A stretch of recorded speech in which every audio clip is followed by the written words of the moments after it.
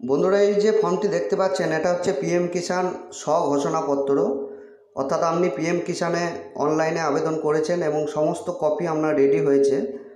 তার সাথে সাথে আপনার যে কেওয়াইসি ডকুমেন্ট, যেমন ভোটার কার্ড, আধার কার্ড, রেশন কার্ড, সমস্ত কিছু যে অনলাইন কপির সঙ্গে আপনি গেঁথেছেন, তার সঙ্গে সঙ্গে কিন্তু এই স্বঘোষণাপত্র এটাকেও কিন্তু আপনাকে জমা করতে হবে।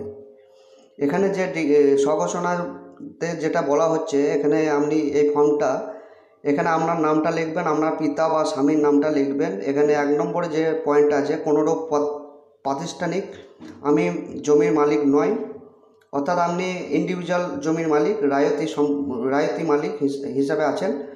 কোনোরূপ সংবিধান পদের অধিকারী নয় বা ছিলাম না, মানে সাংবিধানিক কোনো পদে আপনি ছিলেন না বা আছেন বা ছিলেন না, এরকম কিছু হচ্ছে আর কি। প্রাক্তন বর্তমান মন্ত্রী, প্রতিমন্ত্রী, লোকসভা, রাজ্যসভার বা রাজ্য বিধানসভা, বিধান পরিষদ এর কোনো মেম্বার আমি নই।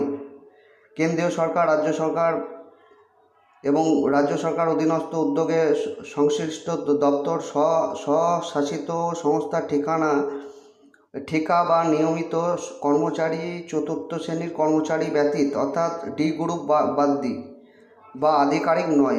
আমি এখানে যে ডিক্লারেশনটা বলা হচ্ছে, এখানে আমি কোনো সরকারি কর্মচারী নয়, শুধুমাত্র ডি গ্রুপ বাদ দিই। মাসিক 10,000 টাকার বেশি পেনশন পাই না।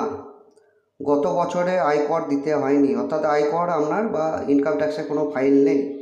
ডাক্তার, ইঞ্জিনিয়ার, আইনজীবী, চার্টার্ড অ্যাকাউন্টেন্ট এ সমস্ত ক্ষেত্রে আমি পেশাগতভাবে নেই বা যুক্ত নেই। এই প্রকার অন্তর্ভুক্ত নয় বা অন্য কোনো ব্লকে এই প্রকল্পে আবেদন করিনি।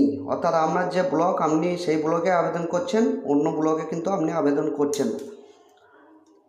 এবার আপনার এখানে স্বাক্ষরটা করতে হবে, সিগনেচারটা করে দেবেন, তারিখটা লিখবেন, ঠিকানা এবং আপনার নামটা এখানে লিখতে হবে এবং মোবাইল নাম্বারটা এখানে লিখতে হবে। তবে স্বঘোষণাপত্রও ফর্মটি পুরোপুরিভাবে কিন্তু সম্পূর্ণ হবে। তো বন্ধুরা, এইভাবে আপনারা স্বঘোষণাপত্র পিএম কিষাণের পূরণ করবেন এবং জমা করবেন। ভিডিওটি ভালো লাগলে অবশ্যই লাইক করবেন, শেয়ার করবেন। ধন্যবাদ।